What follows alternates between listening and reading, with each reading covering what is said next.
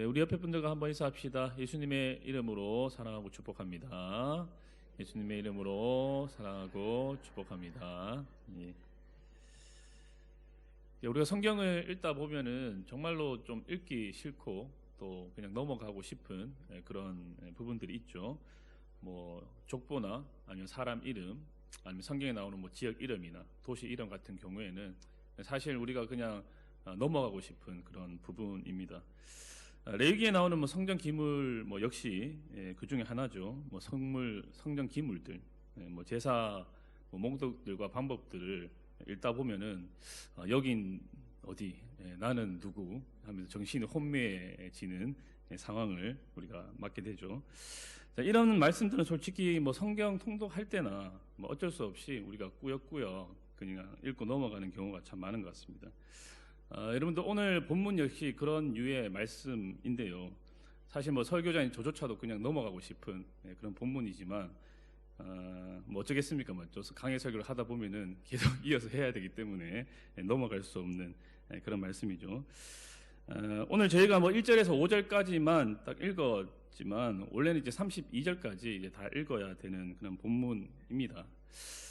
하지만 이거 다 읽으면 여러분들이 아침부터 시험에 들까봐 제가 그냥 5절까지만 읽었고, 보시면 이제 1절부터 32절까지 뭐 사람 이름, 그 다음에 이제 공사한 구역들이 끊임없이 이제 나열되고 있는 것을 우리가 볼 수가 있는데요.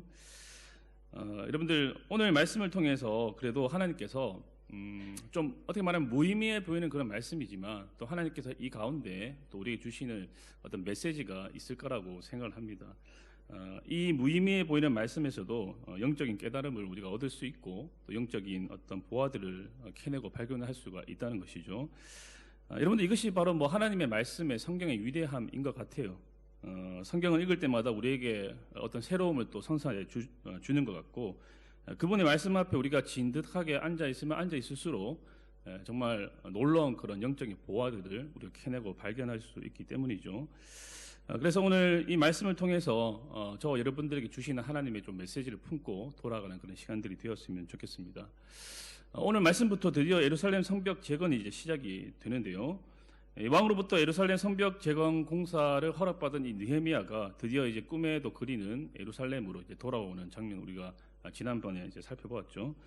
예루살렘에 도착한 느헤미야는 아무도 모르게 이제 야밤에 나가서 그 무너져 있었던 성벽을 쭉 이렇게 시찰을 합니다.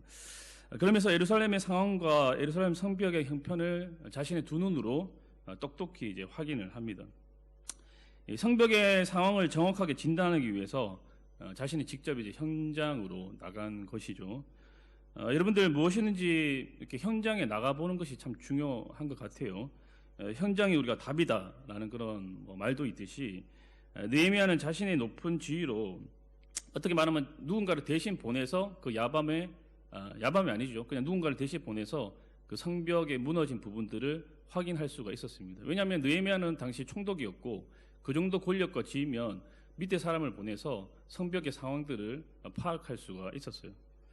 그런데 자신이 직접 현장에 나간 것이죠. 그래서 현장에 나가서 현장의 그런 현장을 조사를 하면서 실태를 파악을 하고 그에 합당한 어떤 대안들과 조치들을 이제 마련을 하게 됩니다.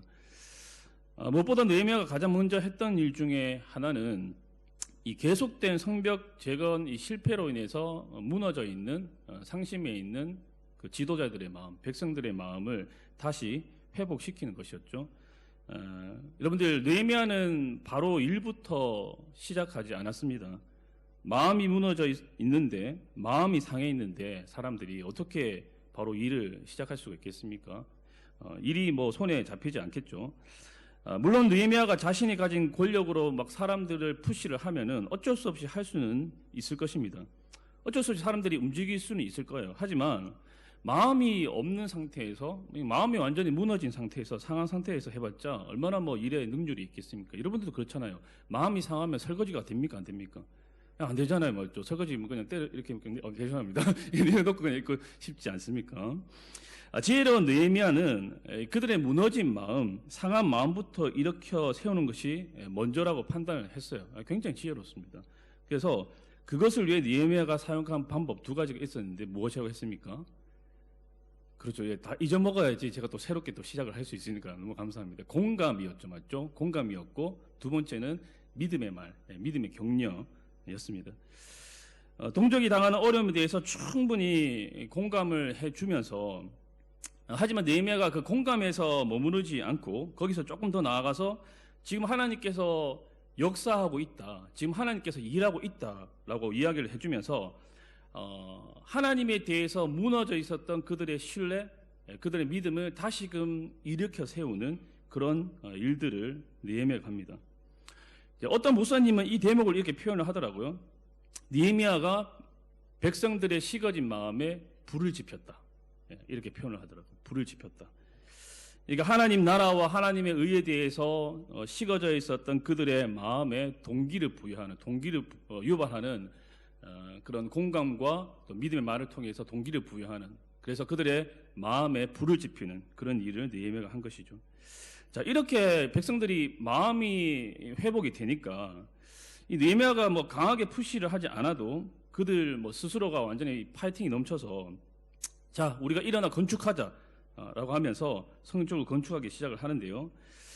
우리가 나중에 이제 살펴보겠지만 이 성벽 공사를 이 백성들이 무려 52일 만에 완료시켜 버립니다. 52일. 모든 성경학자들이 동일하게 말하기를 이것은 정말로 기적 같은 일이다라고 이야기를 해요. 이 성벽 공사가 도저히 52일 만에 완성시킬 수 없는 그런 아주 험난하고 어려운 그런 공사였는데 그만큼 이 이스라엘 백성들이 그 느헤미야의 어떤 격려를 통해서 성벽 공사에 굉장히 집중을 했다는 것이죠.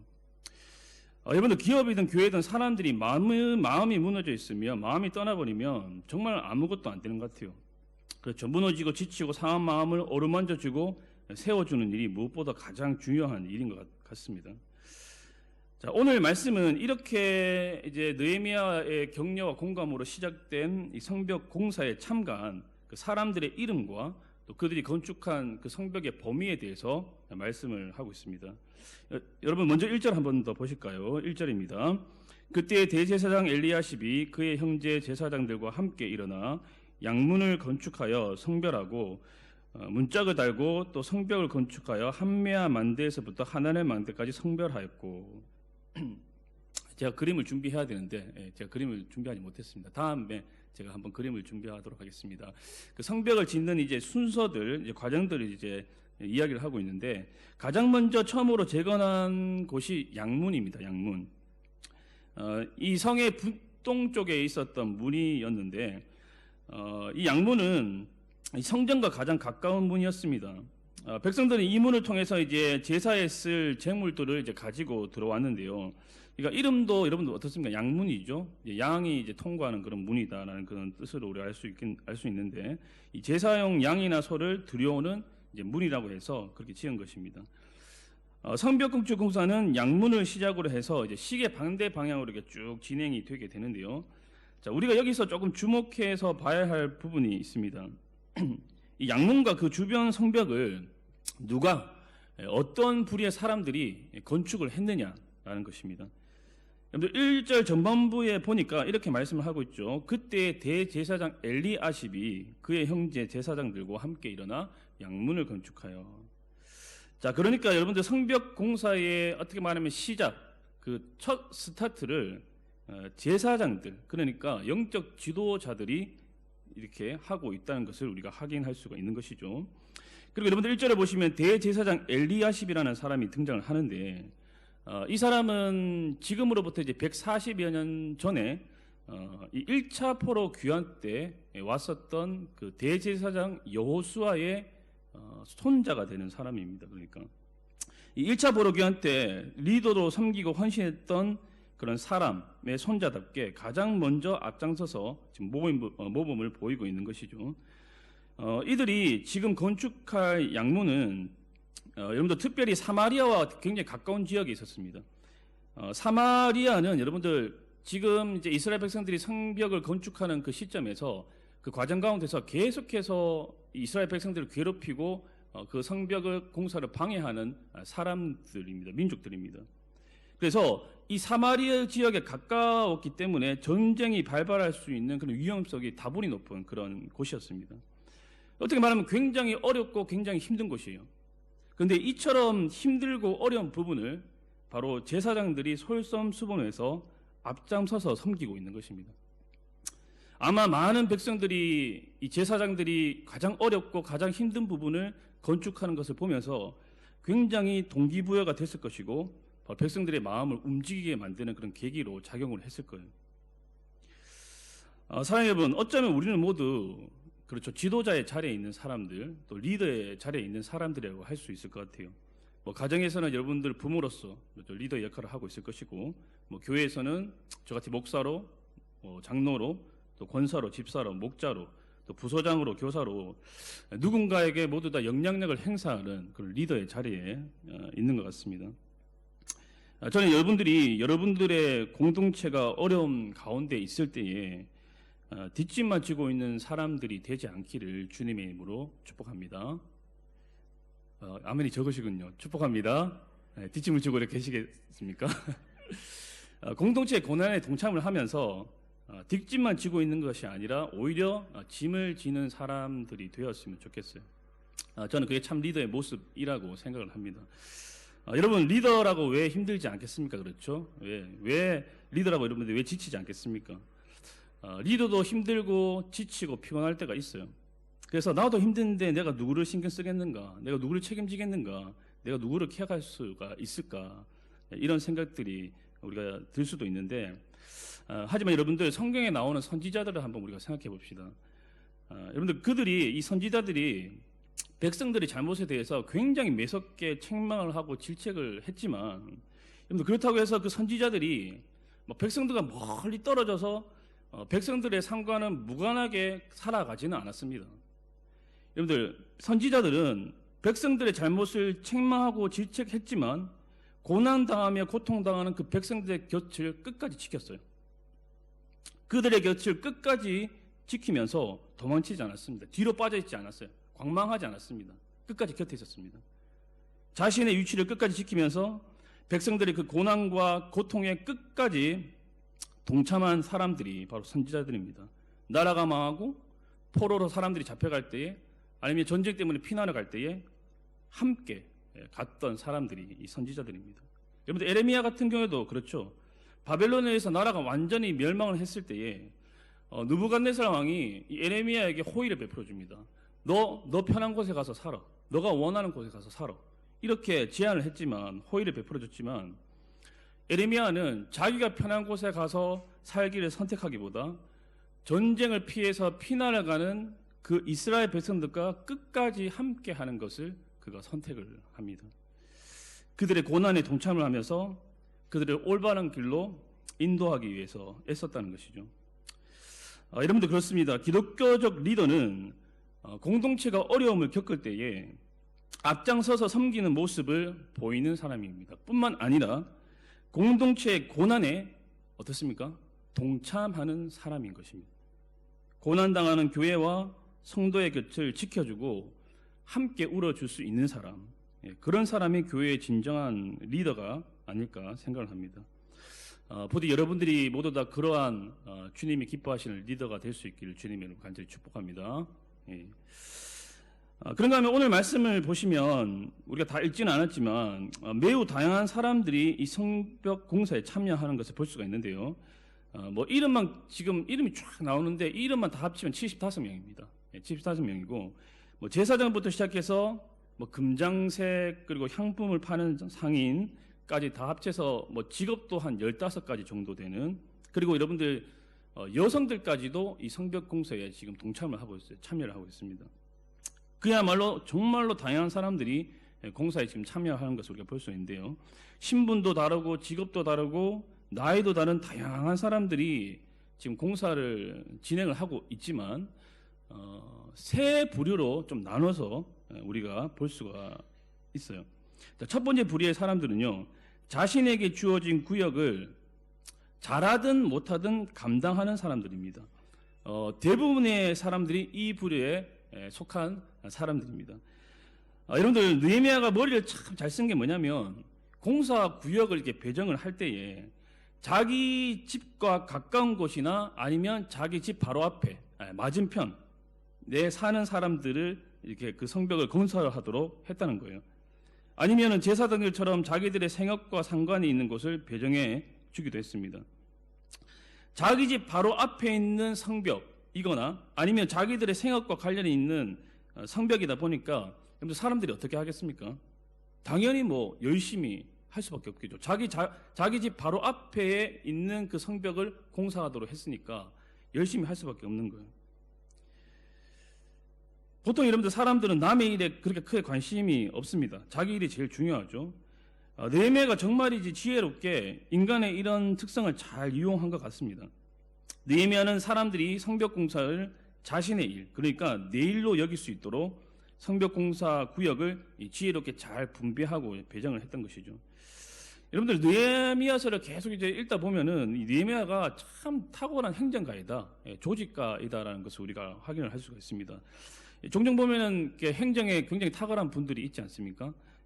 조직을 굉장히 잘 만들고 계획을 막 기똥차게 잘해요. 그런 사람들을 보면 제가 좀 부럽습니다. 왜냐하면 제가 행정에 좀 약하거든요. 그렇게 보고 계시군요. 그냥 제 성향 자체가 뭔가 조직을 한다거나 뭐 계획한다는 자체를 제가 좀 성향 자체가 싫어요. 그런 것들 좀 싫어하는 성향입니다. 근데 인생을 살다 보니까 그런 것도 필요하더라고요. 잘 해야 되더라고요.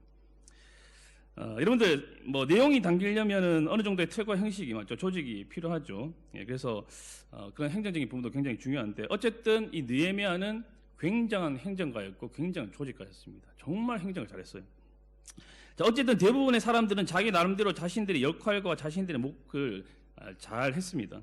하지만 여러분들 그 가운데서도 뒤로 빠져서 뒷짐지고 있는 무리들이 있었는데 여러분들 5절을 한번 보실까요? 5절. 우리 5절을 한번 같이 읽어봅시다. 5절입니다. 시작.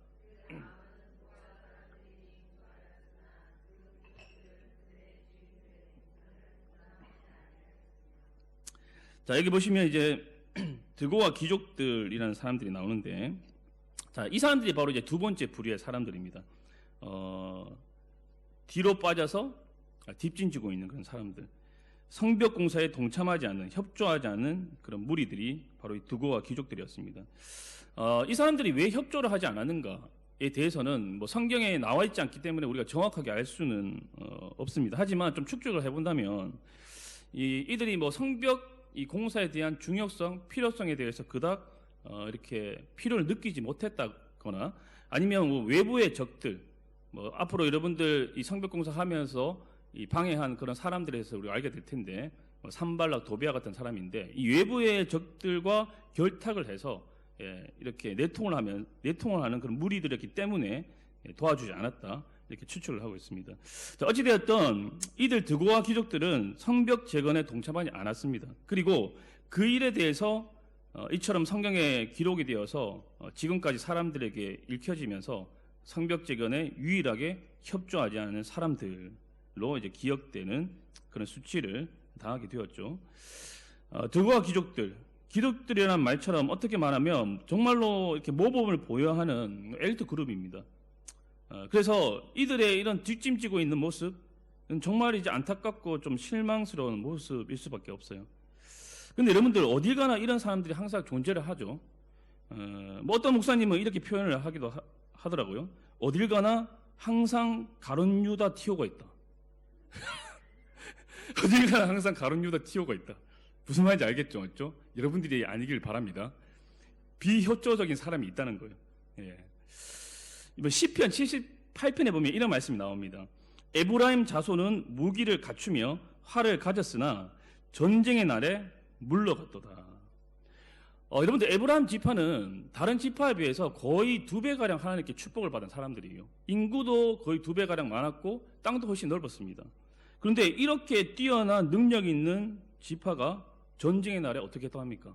물러갔다고 해요. 뒷짐지었다고 합니다. 살짝 빠졌대요. 동참하지 않았다고 말씀하고 있습니다.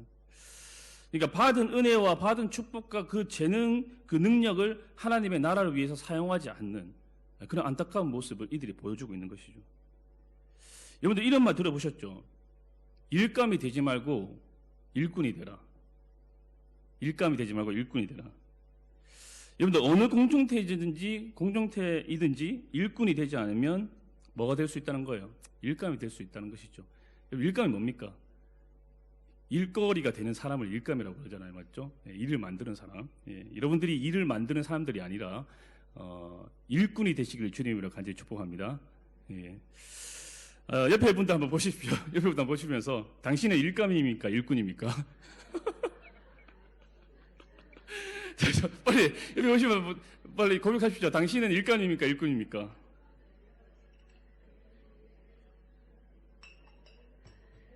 차마 말을 못 하시겠죠, 맞죠? 예.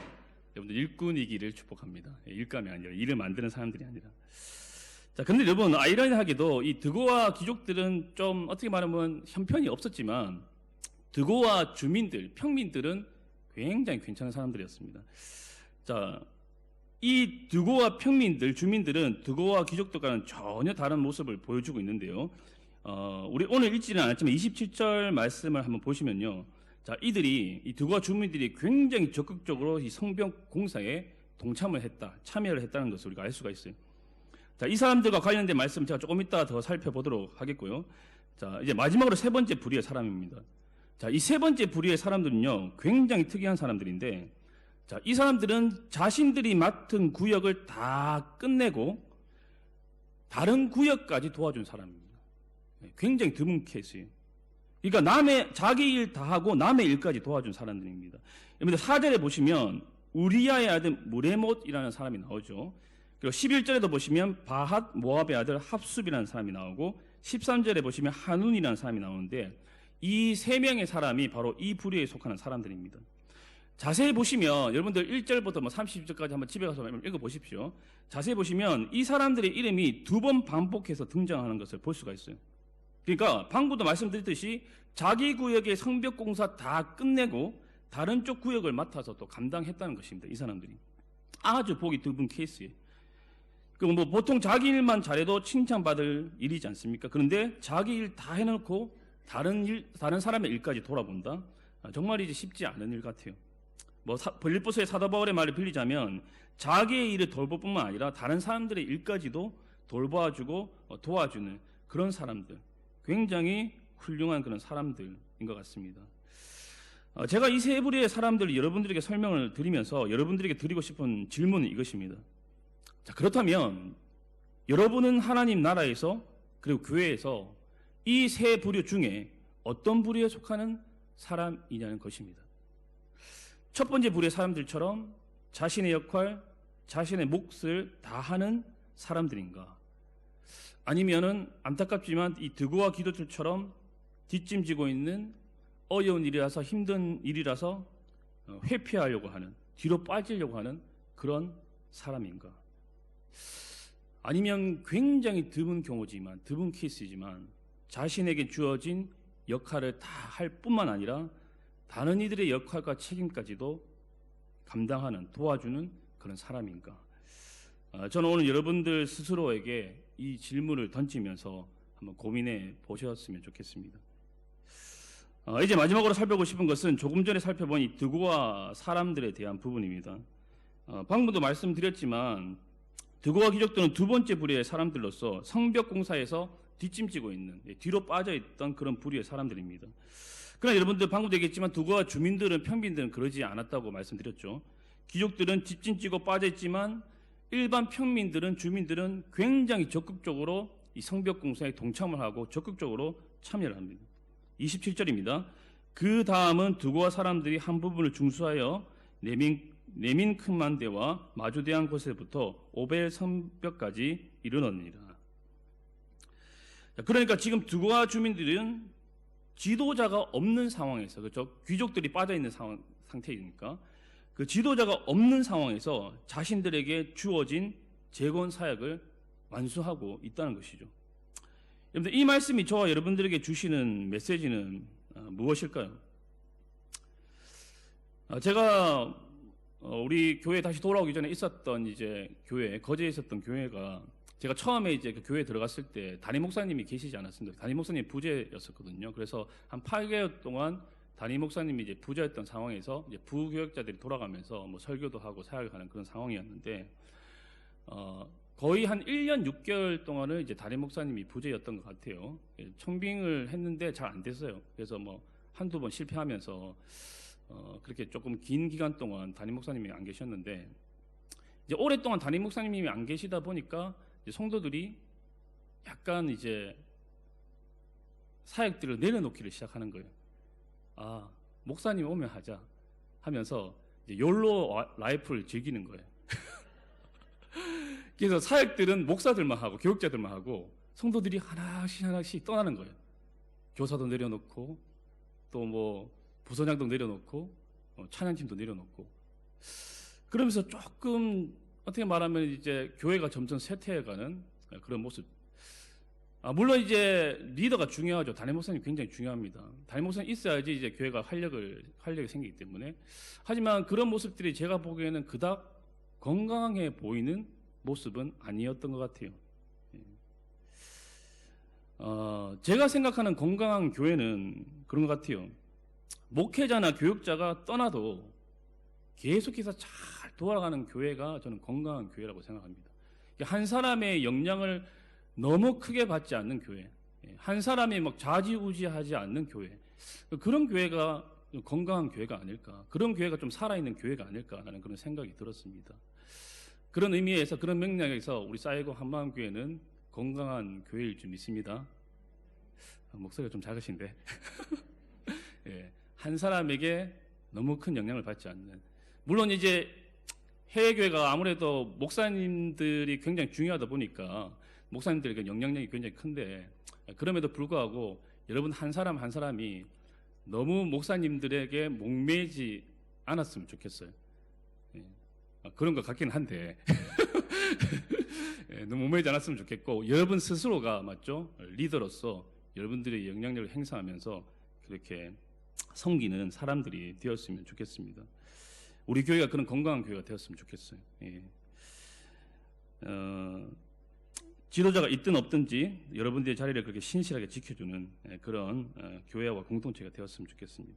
여러분, 말씀을 좀 정리하겠습니다. 오늘 우리가 함께 살펴보았던 이 느헤미야 3장 1절부터 32절까지 이 양문에서부터 시작된 이 성벽 공사는 이제 시계 반대 방향을 돌아서 결국에는 이제 양문에서 이제 마무리가 되게 되는데요.